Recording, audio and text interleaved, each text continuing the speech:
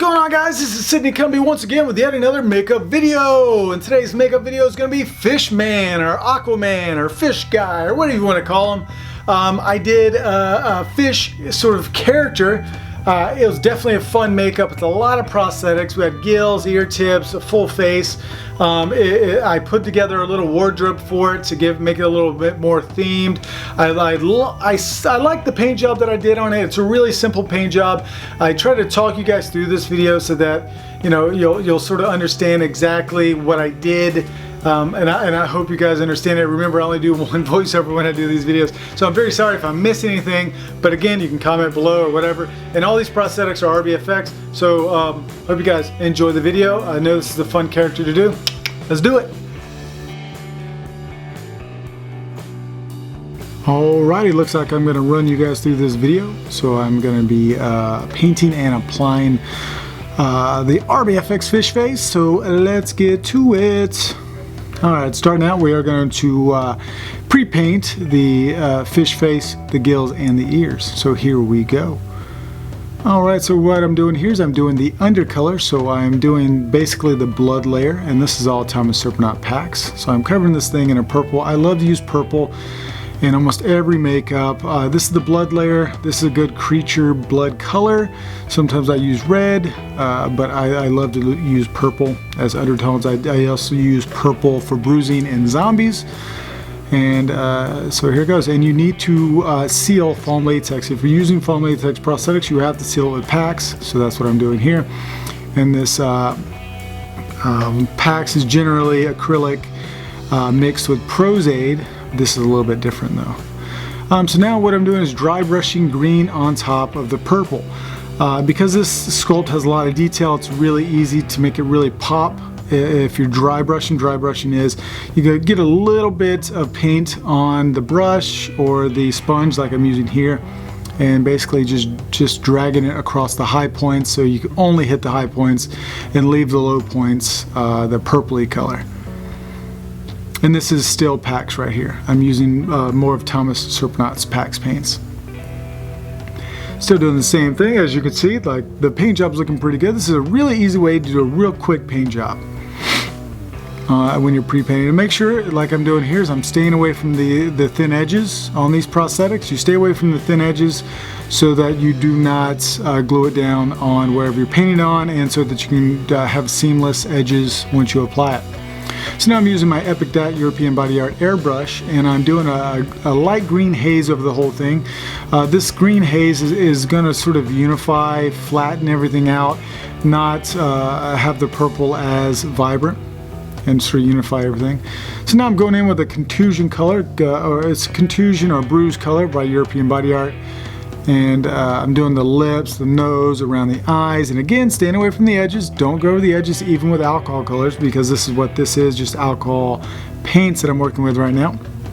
So stay away from the edges still, because once you apply it is when you'll go over the edges. Try to stay away from the edges as best as possible. So now I'm going in with the liver color by European Body Art. Liver is one of my favorite red colors that they have. It's in the Bruce Spalding Fuller palettes, as well as airbrush colors. It's a great color. So I'm going over, so I did a layer of purple around the eyes, the nose, the lips. Now I'm going over with a little bit of red. This adds dimension and sort of brings things to life. I've also modeled a little bit on the prosthetic with it. Modeling is just squiggles all the way around, light squiggles to sort of break everything up and to make it look more like a flesh tone. And now I'm going in with the gills right here. I'm just putting a little bit of red over the purple that I went in with. This is packs that I'm sort of dry brushing over it with. And Thomas Surprenant packs. I like this maroony, like red color, and it's a little shiny because packs is generally going to be shiny when you put it on. So I thought it'd be a good idea to go into the gills with this red color, just dry brushing it. Application time using prosthetic adhesive Prosthetics. Alright, so now I'm cleaning the skin with a little bit of alcohol, making sure I didn't have anything on my skin. And now putting on ear tips is kind of hard to do it on yourself, but I've mastered. So basically what I did is put a little bit of glue on the inside, popped them on my ears, and just laying it down. I'm not doing the best job of it because I figured you're not going to see these much with the hair that I'm going to put over it. So I just simply glued them down, you know, put it in my ear, and then I powdered it. I put a little bit of Prosade on the back side of these gills, and I apply the gills when the Prosade is still wet, so that if I don't position them right, I can always pick them up and move them, because if you lay something down with Prosade and the Prosade's still wet, the good thing about it is you can still reposition, you can move it around a little bit without it just being stuck there forever. So now I'm using a little bit bigger brush to speed up this process to lay the glue down. And I'm stippling over the edges right here. Well, if you stipple over the really thin edges with Prosade, what's going to happen is that the Prosade is going to seep through the prosthetic, because foam latex is a sponge, and it's going to lock those really thin edges down. Now, if it's really thick, you're not going to be able to do this, so beware. If it's really thick, you can't go over the edge. You know, it's made just to do for really, really thin edges. So beware of that. And I don't generally like to powder a lot of things, but because this is on my neck, you really gotta watch out for folds gluing onto each other, so I definitely powdered it. Now around my mouth right here, I'm putting a little bit of zinc oxide. Zinc oxide is just gonna dry it out and make sure the prosthetic sticks much better to around my lips, because the heat and moisture loves to lift up that Prosade. Now I'm starting with the center of my face and my brow, so I'm going down the center of my forehead and my nose, because when you're applying a prosthetic, make sure you start from the center and work your way out, especially when it's on your face. Alright, I'm locking it down, positioning it right, because I laid it down with the Prosade still sort of damp. I can maneuver it and pick it back up if I need to. So I'm now just lifting edges and laying it down. Now I like to work around the eyes first, just so that I can get them positioned around the eyes best. It's best to lock them down in position around the eyes and then work from there. You want them to line up in your eyes really well, so that's what I'm doing here. And I got it pretty much locked around my eyes pretty decently, and I think it's in a good position. And as you can see, I'm stretching the foam latex just a little bit. You can stretch foam latex. These are generic pieces, so it's probably not going to fit you. The thing is, it's on a generic cast, so if it doesn't fit you, the good thing about it is you can stretch it and move it around. Alright, and as you can see, I'm going around the eyes right here. I'm just lifting up edges, putting a little bit of the Prosade up under it, and laying it down. Now I'm stippling over the edge around the eyes right there. Just stippling a little bit, trying to blend it into the skin, fade it in there, and then I powder it. And remember, when you're working around eyes, make sure you powder, or else you're going to get lashes glued down or your lid glued up, either one of those. So make sure you're watching out for that, and especially if you're working on a model.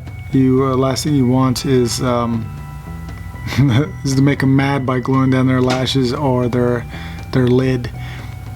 Alright, now this seems like I'm going in with a lot of Prosade right here, but I can't really see it, so I'm just trying to get it on there, and I'm basically blind. But I'm still working down the center of the face right here, so I'm working down the mouth, going to go onto the chin, and then work my way out and actually do the cheeks and glue down the cheeks. Now this mouth on this prosthetic is really small, so to get it lined up with my big mouth is kind of tough. But I made it work. And as you can see, I laid the glue or the Prosade on there pretty wet, so I was able to pick it up and maneuver it around my mouth right there. That's the good thing about using Prosade and laying it down when it's semi-wet. And then you can see it right there, how I'm lifting up edges, and I'm sort of just tugging at it so that I don't get any weird wrinkles around the edge. If I pull it and stretch it a little bit, then it will you won't have any really bad edges. Alrighty, so as you can see, I'm powdering it right here. I generally don't like to powder a lot of stuff, but if I bend my head down, my chin would probably stick to those gills, so I had to powder it. And I've been a little bit better about powdering it. Alright, so now we're going to finish the paint job. We're going to blend it into the skin. So a lot of people ask me how I do this. Well, this is how I do it. Let's watch. Alright, so now I have the packs and I'm stippling around the edges. So I'm sealing the edges, because the edges of this are still foam, so you need to go over the edges with packs. And so that's what I'm doing, and it's the same color that I started out with, this dark maroony looking purple. And I'm going around the eyes with it and sealing it down there too. And I'm going to actually cover nearly my whole head with this. Now, let me just give you a little heads up about packs.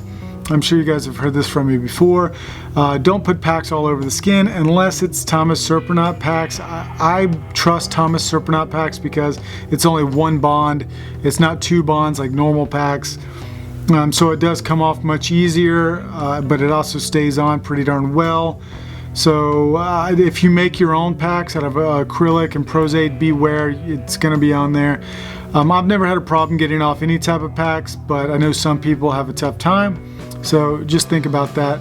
Yeah, there you go. So this is Thomas Surprenant packs. It only has one bond. It's made with beta bond, so it's a nice packs to do a full coverage with. So now I'm stippling this purple color all over my head and neck. I'm not trying to cover the complete skin because I'm going to go over with the green packs right here.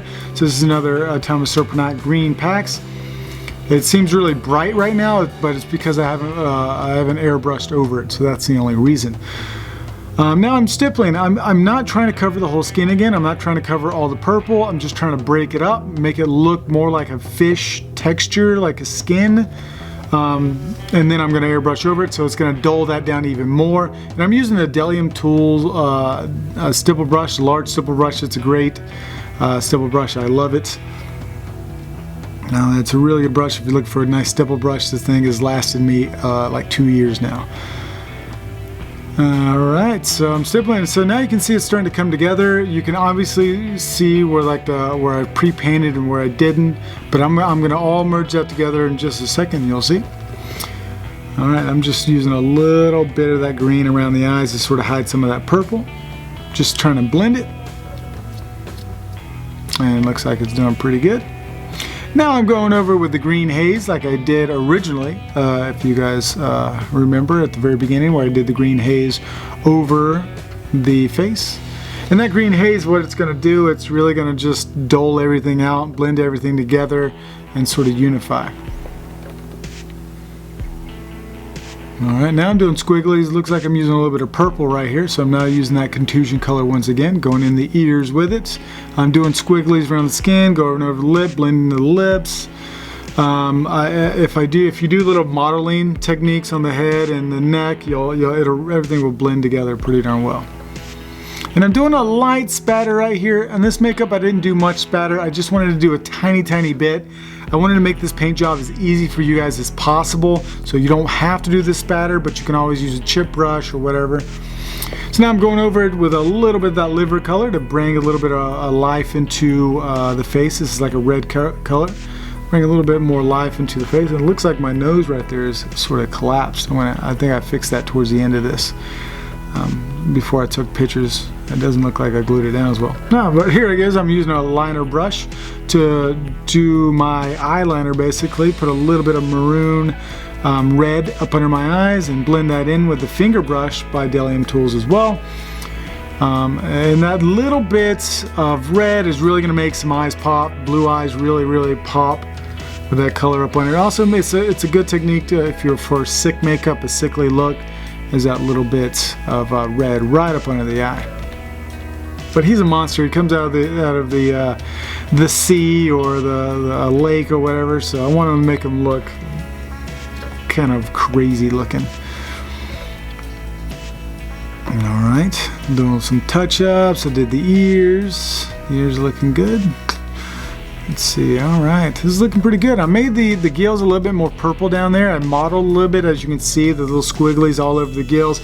They seem like the gills are blended in with the face a little bit too much, so I had to do that. Alright, now I'm using the Glisten Up to shine everything up. And that was the Thomas Surprenant Glisten Up. And this is the final look. I sort of made him into a like fisherman guy by putting like a beanie on him and sort of like overalls for a fisherman outfit. And I made him look really wet. I even sprayed water all over me and stuff to make me look kind of wet and nasty. And I used some blind eye contacts, make me look more fish-like. But that's the final look, guys. I hope you enjoy this video. I hope you get something out of it. Again, I only do one voiceover per video. I don't like to spend too much time on these things. I explain the best I can. Hope you guys get something out of this. I know there's a billion of my videos out there that you can watch and maybe learn something from. I know there's not a lot of professional movie quality makeups on YouTube, so I appreciate you guys stopping by and appreciating the art of a really great makeup.